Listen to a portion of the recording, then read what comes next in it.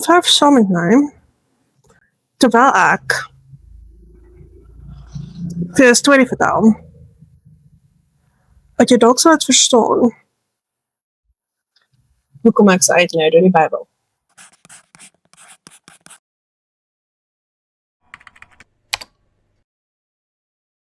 Kom ons praat 'n bietjie oor die storie van Abraham en Isak. So almal van ons ken die storie van Abraham. A father Abraham had many sons. But I digress.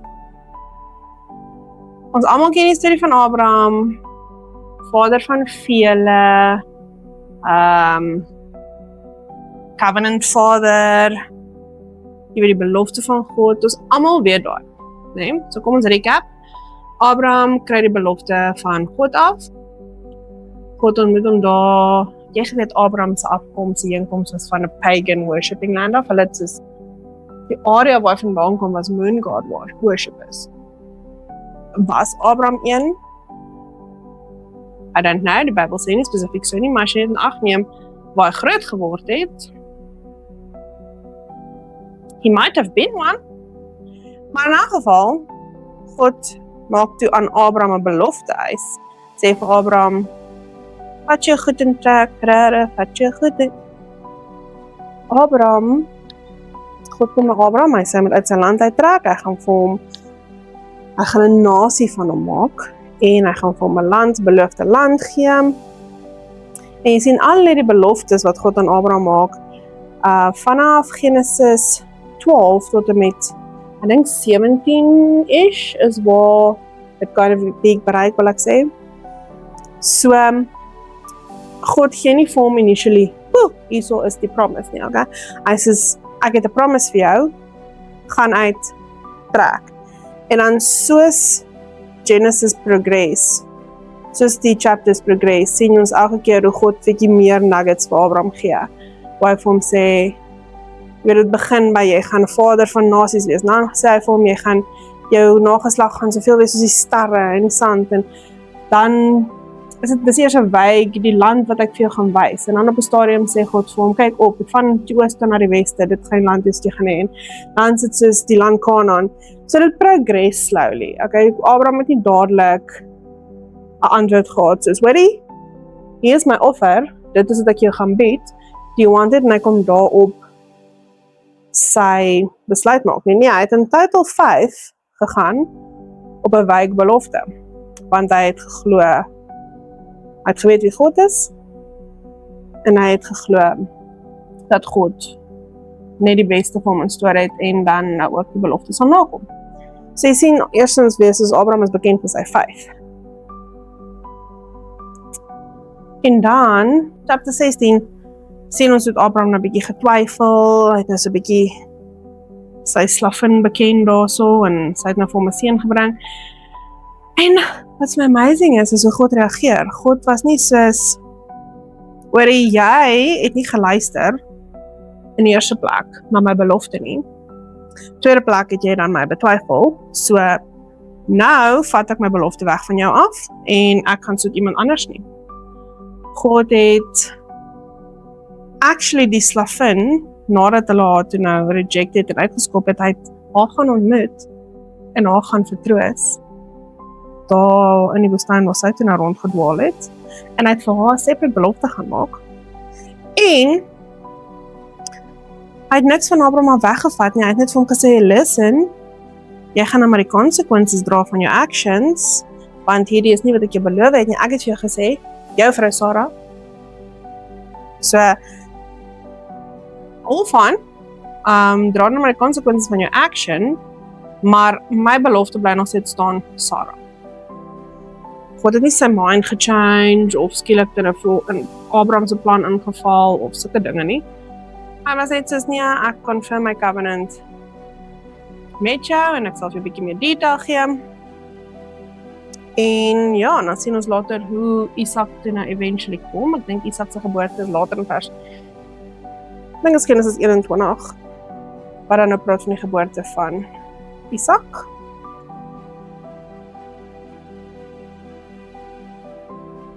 En dan En actually ek wil hierdie lees. In chapter 22 sê God, hy kom na Abraham en hy sê, dit gaan in Engels wees want ek verstaan Engels beter, okay? He said, take your son, your only son Isaac, whom you love, and go to the land of Moriah and offer him there as a burnt offering. Let op hierdie woorde, want Johannes 3 vers 16 staan daar, for God so loved the world that he gave his only son. Okay? Little nugget and foreshadowing there. Ek wil nie Mars Black gebruik nie. I want this one. Waar was ek nou met my hele storie? En dan weet ons almal ken obviously die storie.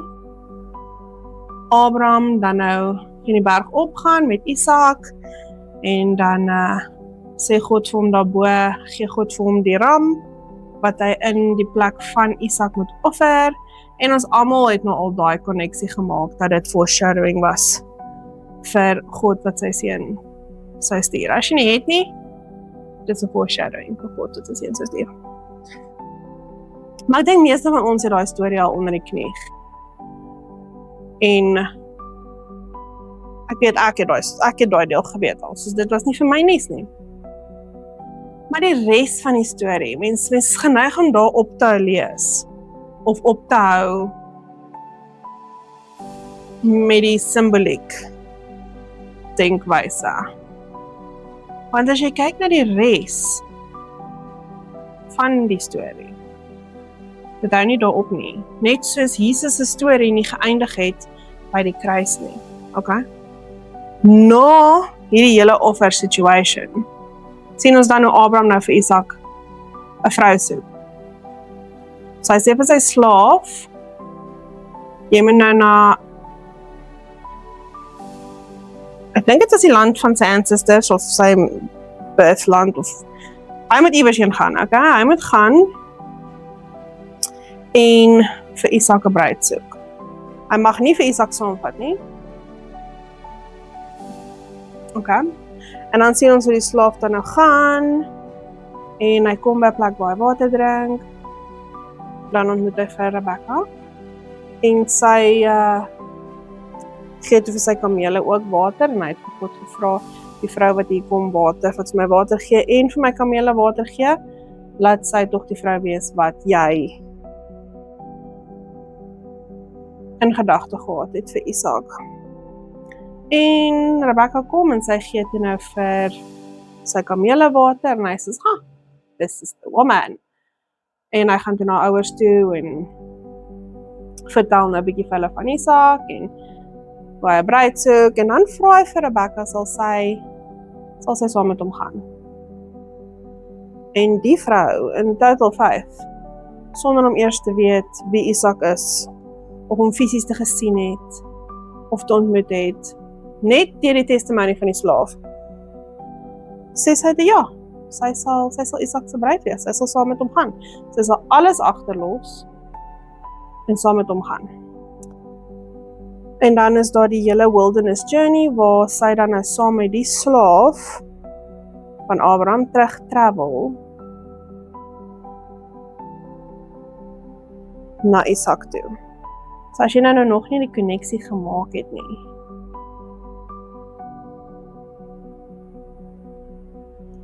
kan mens amper sê die hele storie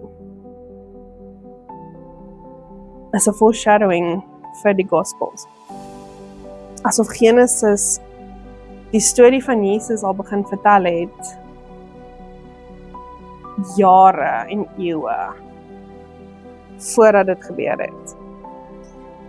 So, ek het hierso dan nou, as jy kyk, Jesus imagery van Isaac's offering. And Abram took the wood of the burnt offering and he laid it on Isaac his son. Isaac het weer die hout van sy eie offering gedra. En toe hulle bo kom te vra Isak vir sy pa, where's the lamb? En sy pa antwoord, God himself will provide the lamb for the burnt offering. Foreshadowing vir Jesus, dit het ons geweet, dit is wat ons geweet het. Toe was daar ram, en dan to Abraham, instead of his son, he offered the ram. So Jesus was provided vir ons punishment. En toe noem hy die berg, the Lord will provide. As it is said to this day, on the mount of the Lord it shall be provided. Let op hoe dit nie past tense is nie. Dis nie past tense, dis future tense. En waar is Jesus gekruisig? Op 'n mountain. Waar sê hulle gaan hy terugkom? Op 'n mountain. So nou het ons die crucifixion, okay? So ons het nou gehad, die promised son was beloof aan Abraham, vroeër in Genesis. Dan is sy faith tested. Soos wat jy sien deur die hele Ou Testament, faith is tested. Dan kom die seun in chapter 21, is die seun gebore, toe is Jesus gebore in die Nuwe Testament met 'n miracle birth. Sarah kon nie kinders kry nie, Maria was 'n virgin. Dit was 'n miracle birth, okay? Die seun was geoffer. In hierdie case het God 'n plaasvervanger gegee. Jesus was regtig geoffer want hy het sy seun as die plaasvervanger gegee. En dan gaan ons nou verder. Omdat die Abraham storie nie eindig daar nie, stuur Abraham sy slaaf uit om te gaan vertel van Isaac, te gaan testify van Isaac. En wie het agtergebly toe Jesus geoffer was en ascended het? God die Vader het die Heilige Gees gestuur to testify. Dis vir die Heilige Gees werk is to testify of Jesus. En die slaaf het gifts gevat. Die slaaf moes gifts van die Vader na die bruid toe vat. Wat gee die Heilige Gees vir ons? Ons kry spiritual gifts as ons die Heilige Gees aanvaar. En noteworthy, van vers 22 van hierdie hele offering storie gebeur het, praat die Bybel nie weer oor Isaac tot wanneer die bruid kom. So Isaac wag vir die bruid. Die slaaf, die Heilige Gees, gaan uit om die bruid te gaan soek. So hy gaan gather the bride. Hy gather the believers. Hy gee vir hulle gifts. Hy testify van die seun. En al wat sy moet doen is in faith, sonder om hom te sien, sê, I will go. En dan vat hierdie slaaf haar op 'n journey. So hy los haar nie daar nie, hy stap met haar die pad. So dis die hele Christian walk, jou hele walk. Stap jy Heilige Gees saam met jou. Tot wanneer jy die bridegroom ontmoet. So in chapter 24:58, vra hy, they called Rebecca and they said, will you go with this man? And she said, I will go. Daar's daai total in faith moments, soos by 1 Petrus 1:8 sê, though you have not seen him, you love him. So hy total, ek het nie nodig om Jesus te sien nie, ek sal nog steeds gaan. En dan is daar die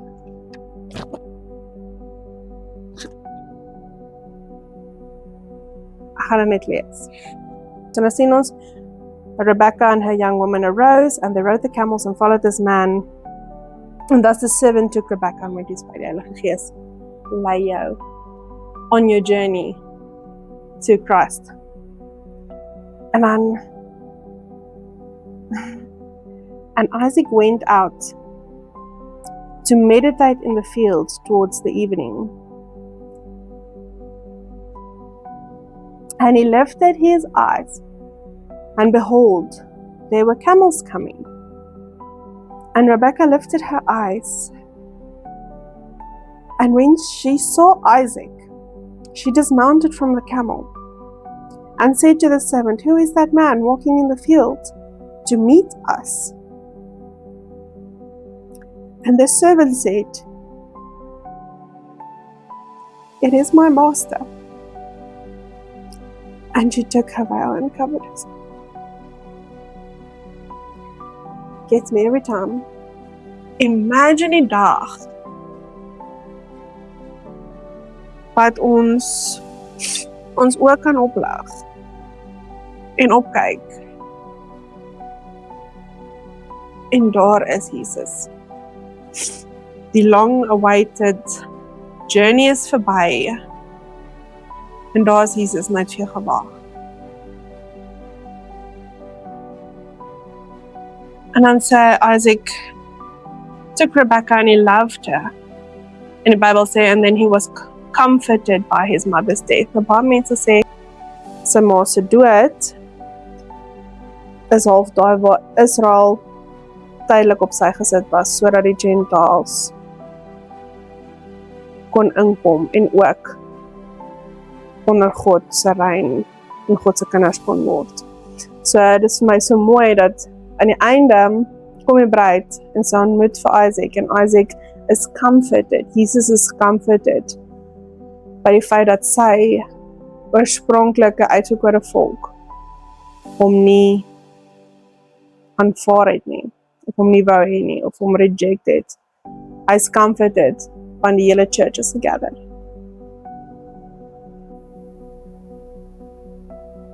En dan mag jy dalk my vra, okay, dit is 'n baie mooi storie. Maar hoekom verf jy jou prentjie van the woman at the well?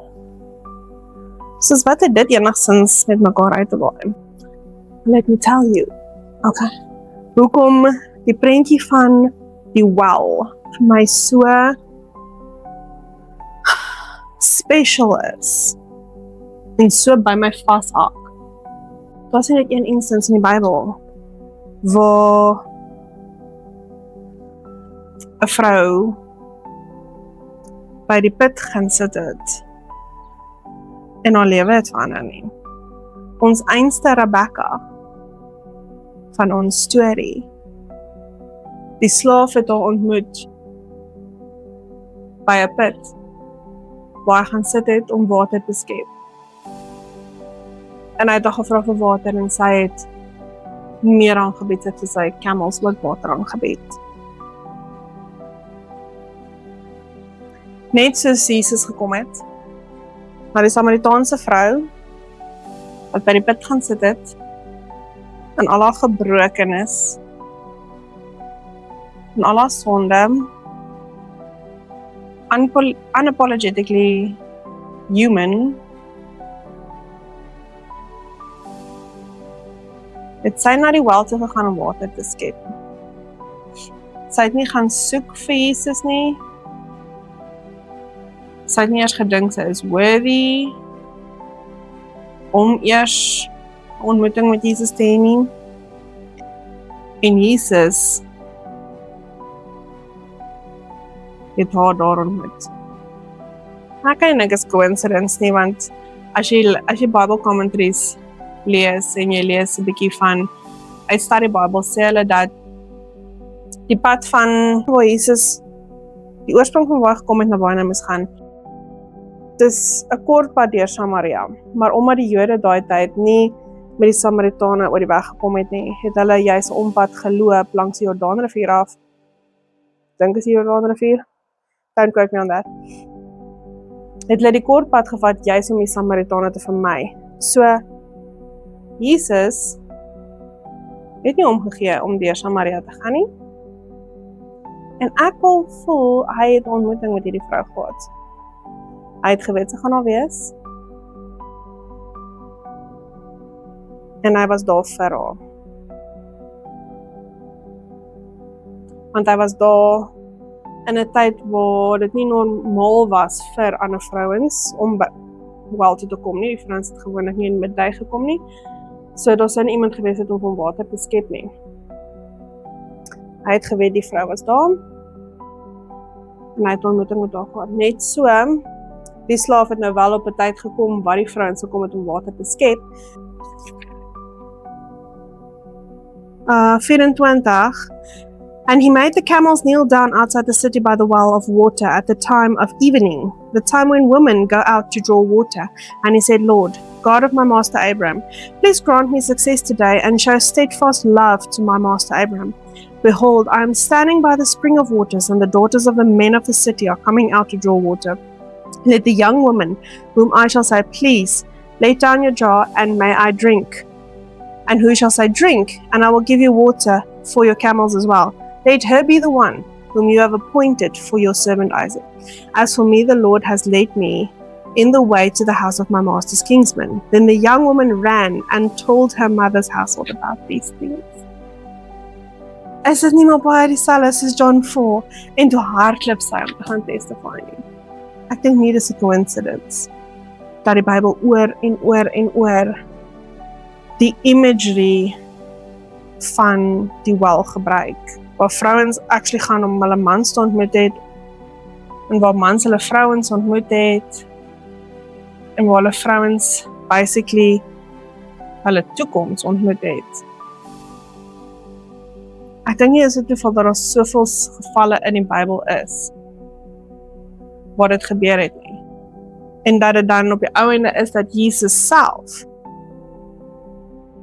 by so 'n put gaan sit en dan vir 'n vrou salvation gee, wat gevoel het sy verdien het nie. Wat gevoel het sy het nie 'n plek in die samelewing eers nie, want mense kyk neer op haar, want sy het meer as een man na haar gehad, sy is geskei.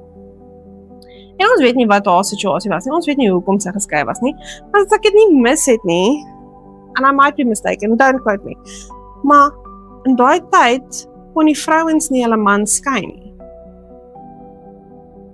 Die man moes die vrou skei, soos die man het die vrou skei by die vergeet. Sy kon nie net uit haar eie uit haar man skei nie, sy kon, ek mag verkeerd wees, maar sy mag dalk om gevra het vir dit, maar dit is dan alternatiefelik die man se initiatief gewees. So, die vrou is judged, want sy het al van mans gehad, maar ek meen, sy kon nie skei op haar eie nie. En toe die man saam met wie sy nou gebly het, was hy nie meer getroud nie. En ewen Jesus het van gesê, gaan hy moenie verder in sonde lewe nie. Maar hy het haar nie condemn vir wat klaar gebeur het nie. En hy het vir gesê, hy sal vir haar lewende water gee, en sy het gegaan, en sy het getestify. Net soos Rebecca gehardloop het en vir haar male vertel het van hierdie seun waarvan die slaaf al vertel. Net so het hierdie vrou gaan testify van die seun van God. En ek dink net so moet ons gaan hardloop en gaan testify. En hoekom at the well vir my so special is, ek was hierdie vrou. Ek is kort hierdie vrou. Maar vir al 3 jaar terug was ek hierdie vrou. Ek was ver van die Here af. Ek het ver weg gedwaal.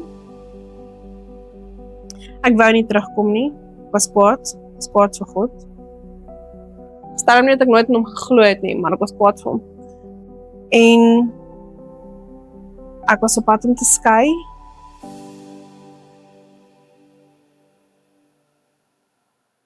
En ek het gevoel, ek is unworthy vir Jesus om my raak te sien. En in my gebrokenheid, in my seer, daar waar ek gevoel het, daar is nie 'n way of redemption nie. Waar ek baie kere gewonder het, daar nog 'n punt is aan die lewe. Daar het hy my kom ontmoet. Ek het ongelukkig nie vir hom gaan soek nie. Ek wens ek het. Ek wens ek kon sê, ek het hom gaan soek en ek was 'n gehoorsame, faithful daughter, maar ek was nie, ek was kwaad. En inteendeel, ek het weggeshaai van hom af. Maar hy het nie van my af nie. En hy het my nie condemn vir dit nie. Hy het my kon convict waar ek moes convicted wees. En hy het vir my gesê, kom sit in my lewende water. Hy het actually rarig vir my lewende water prentjie gegee, en ek sal nog, was 'n storie vir 'n ander dag. Maar hy het rarig vir my, voordat ek nou nog eers in die Bybel gaan spuitspandeer het en gaan Bible knowledge op, het hy vir my kom woord gee wat actually so biblical is, en ek het dit nie eens geweet nie. Maar hy het my gesê, as jy in my lewende water bly, sal alles wat jy doen flourish.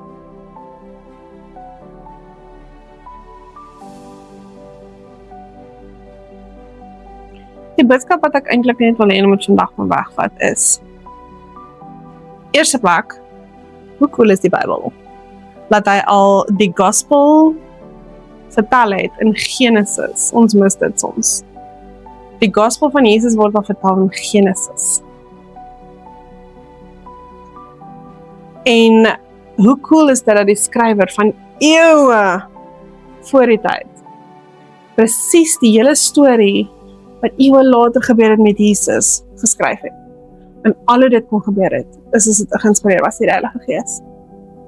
Mense op my sê, Bybel is nie waar nie, I mean, coincidences is bietjie baie.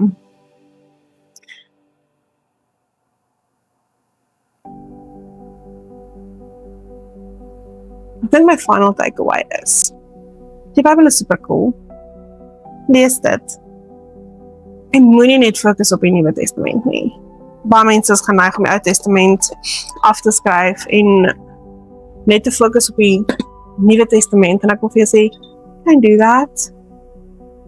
Jy mis die hele richness en die amazingness, al die foreshadowing. En jy mis daai impact wat die Nuwe Testament het as gevolg van die Ou Testament. Lees die Bybel, leer hom ken, volg hierdie channel, want ek explore die Bybel myself, explore dit saam met my. En dan die tweede plek, jy is nooit te gebroken vir God om jou te gebruik nie. Daar is baie ander cool plekke waar wells topic van die storie was. En ek explore dit in my volgende video. So as jy hom nie wil mis nie, like en subscribe, volg hierdie channel. En tot die volgende storie.